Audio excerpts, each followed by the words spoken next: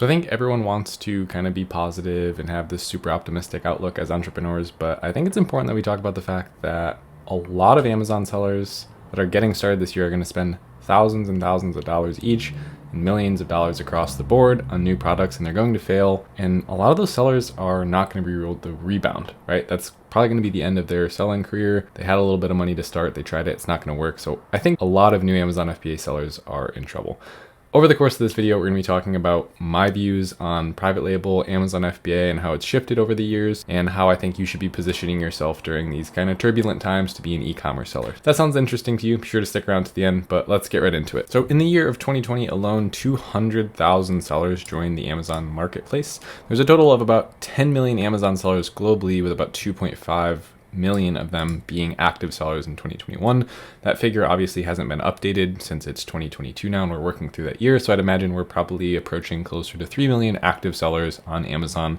A lot more than when I got started. Let's just say that. Out of those, a very shocking statistic to me, that just 17% of Amazon sellers are profitable. Now, that's a lot different from what you're hearing all over YouTube. It's just like, hey, just like spend a couple $1,000s on a product, go over to Amazon, find something, use a tool, and like find a tool that, or find a product that sells a lot. Look, you can make $250,000 a month, and like you're going to instantly be profitable. And that's just not true. I think what's more likely to happen is that you're going to get in over your head. You're going to find a product that looks like it's good based on very limited data. You think you're using a lot of active data, but you're really not. It's kind of like trying to trade stocks, right? Like you go in, you think you're making a very good educated guess.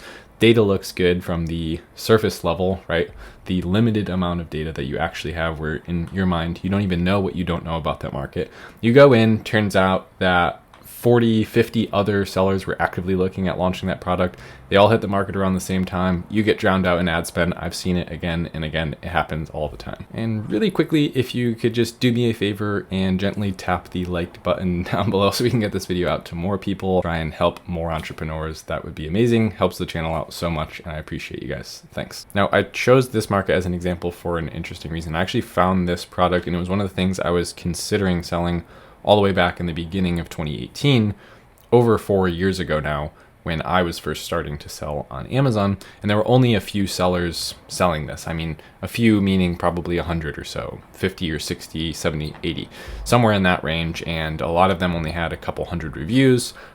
It was somewhat seasonal, summer seasonal, when there's a lot of like pests and rodents and moles and stuff in people's yards. But I was getting into it in the right time. Right? I was at the end of winter, early spring, and I was like, I can get this in on time and start selling it. Now we can see, just over the years, what happens to markets and how they shift. Well, the one thing that I would like to bring up is the fact that a 6-pack is now selling for as low as $16.99. When I first started looking into these products, on average, they were selling about $49.99 for that. So that's the first thing we need to talk about, is that the average price over time is going to drop, right? So when we look at the average price of this market, we see $32. And then when we zoom out, we can see that that's made up from, it's an average. So there's people selling as high as 50 and as low as, like we said, $16.99.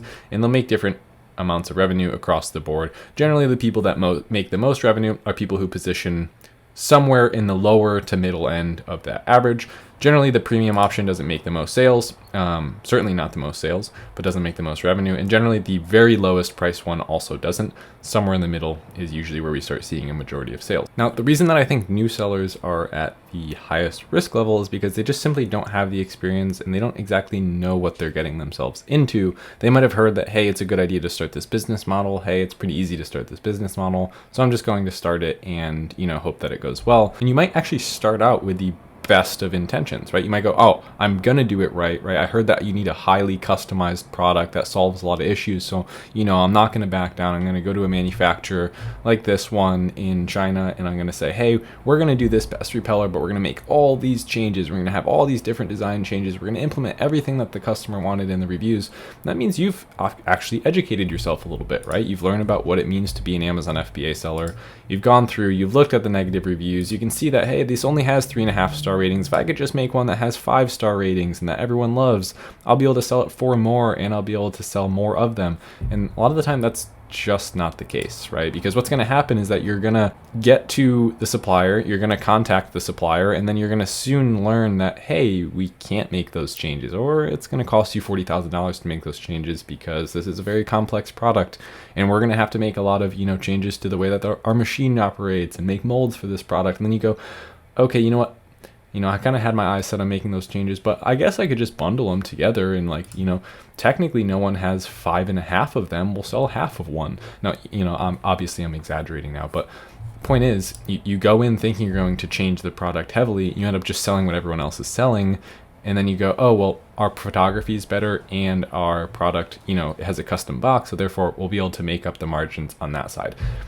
And that doesn't work either. So I know this video for a lot of you might be kind of seeming like a bit of a bummer at this point, but I just want to explain a little bit about what I'm doing to combat that and how I've, taken a different stance on the way that Amazon should be viewed and that e-commerce should be viewed, to hopefully help you out and, solve some of these problems or prevent them entirely if you haven't yet started selling on Amazon, but you're thinking about starting. So over the past 4 years making YouTube videos and over the past almost 500 videos that I've made now, I've always wanted to be someone who is transparent and always gives the most up-to-date information, never just providing information to sway people to buy a product or to simply, manipulate people into a sales funnel or whatever that may be.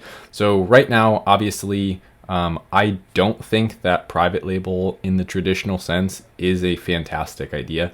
And I'm just going to say that, right? So I don't think picking a product that, everyone else is selling, going and listing it for a little bit cheaper or doing it with slightly better packaging is a great idea. I think the future of Amazon is brand building. Now, right now, obviously, these sales figures aren't super impressive. We're about halfway through the day. It's only, $150 in sales. There's a reason for that, right? I spent the last 3 years doing this a certain way. I even went onto YouTube and made a case study for almost a year long tracking, a macrame shelf product that I launched under my old brand Jawa Products. And we saw something happen, right? We got up to 6 figures in sales. We made $30,000-$40,000 in profit. And the market pricing started going down. Even though we had great packaging, we had great photography, we had everything, we had the reviews. Almost every product that is private label falls into that theme of going to Amazon, doing it right. It works really well for 6 to 8 months, and then you start having tons of competition coming in. Even if you're fully customized, even if you differentiated, even if you had a unique product identifier, you still kind of fall prey to the fact that pricing tends to go down, your margins get hurt, shipping's going up, manufacturing costs is going up, prices coming down on Amazon, competitors are coming. It's harsh out there. It's a mess out there. I think the future of being an e-commerce seller is building a real brand with a real audience that connects to your brand, connects to your story, and feels like they're a part of that story. They're going to add the value to who they're buying it from, what they're buying it for, and the reason that they continue coming back to you is the excellent customer service that you provided, the connection that you've built with those people, and then constantly being reminded that you're in the picture because of your frequent posts on social and being an active member of that community. So let's move into a little bit about what I think that you should be doing right now, or at least what I'm focusing all of my energy on right now, and why I'm literally letting my Chinese private label products dwindle and go out of stock and move towards a completely brand-focused, audience-focused, highly customized product business. The key to building a real audience with a real brand and a real presence in a community is finding a product area where the customers are enthusiastic about using those kinds of products.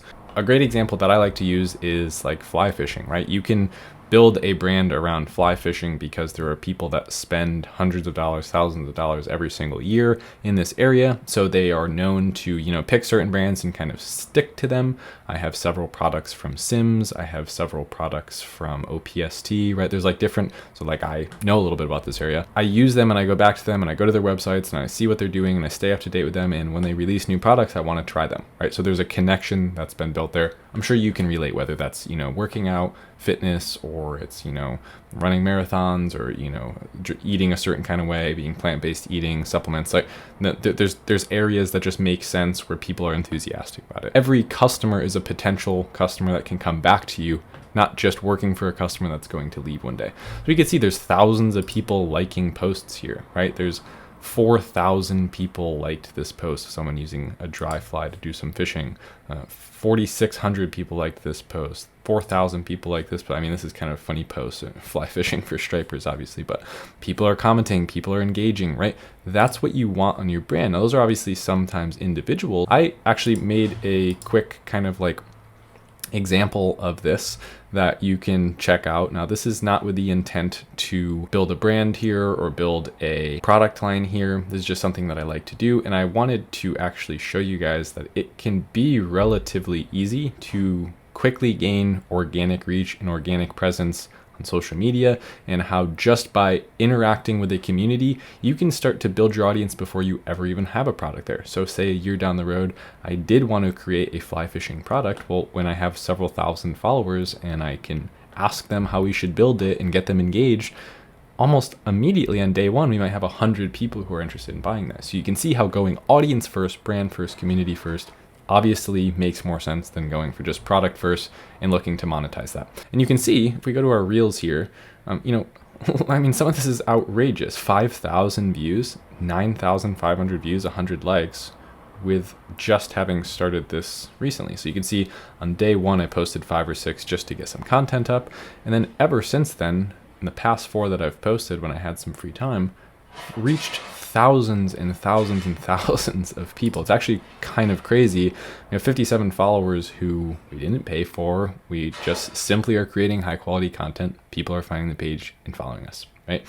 So that's a really simple way. And you can see how even if you don't have any money, but you like an area or passionate about an area or in a certain community, you just start posting content there. Pretty soon you can build a brand story there that turns into something that maybe one day you can release a product in that space. Think about what that customer really wants and try and start from the best possible position backwards, right? See if you can build the product from a fully custom standpoint with a US manufacturer. If that is impossible, see if you can build on an existing template from a US manufacturer. If that's totally impossible, which again, using impossible lightly here, most things are not impossible. It probably just means you didn't try enough. But then lastly, okay, China is not really a problem, right? You'll have higher shipping costs. You might have lower product costs, which could be good.